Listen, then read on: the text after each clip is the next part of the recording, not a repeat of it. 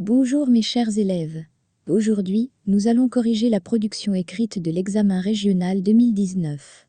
C'est un sujet relatif au roman autobiographique, La boîte à merveilles. Restez avec nous pour découvrir les avis des gens sur ce sujet. N'oubliez pas de vous abonner à notre chaîne.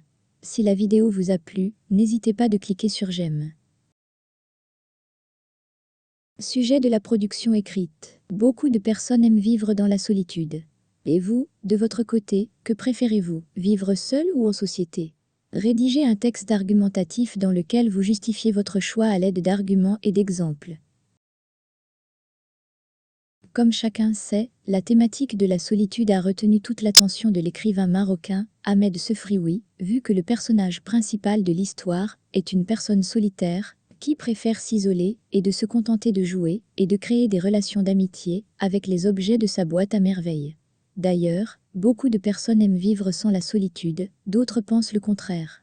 Alors, pourquoi cette différence entre les deux? Dans ce qui suit, on va commencer par les arguments des adjuvants, puis on va passer à ceux des opposants. Pour défendre leur point de vue, les adjuvants donnent comme argument que la solitude est la meilleure solution pour s'échapper des problèmes personnels. De plus, chaque personne a besoin parfois de rester seule, soit pour trouver de solutions à ses problèmes, ou bien pour prendre des décisions personnelles. À cela s'ajoute que certaines personnes considèrent comme une solution pour éviter les mauvais amis qui infectent négativement leur vie. Tout de même, parfois il s'agit d'un choix personnel d'une personne, car elle préfère ne pas se mêler des autres, peut-être car il représente pour lui un danger permanent. Sans oublier que l'isolement peut être productif, dans la mesure où la personne peut produire des poèmes ou des écrits personnels.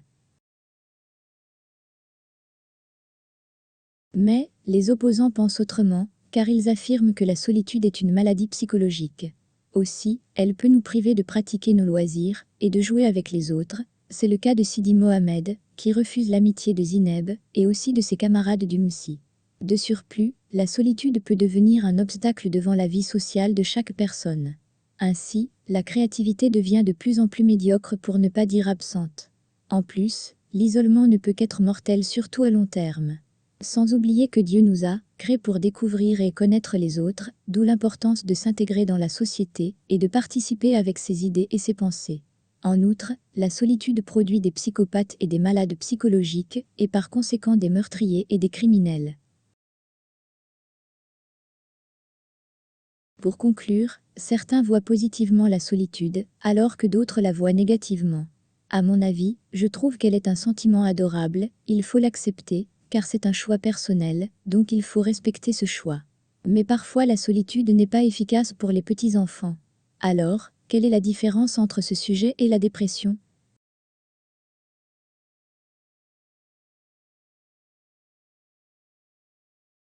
Merci de votre attention.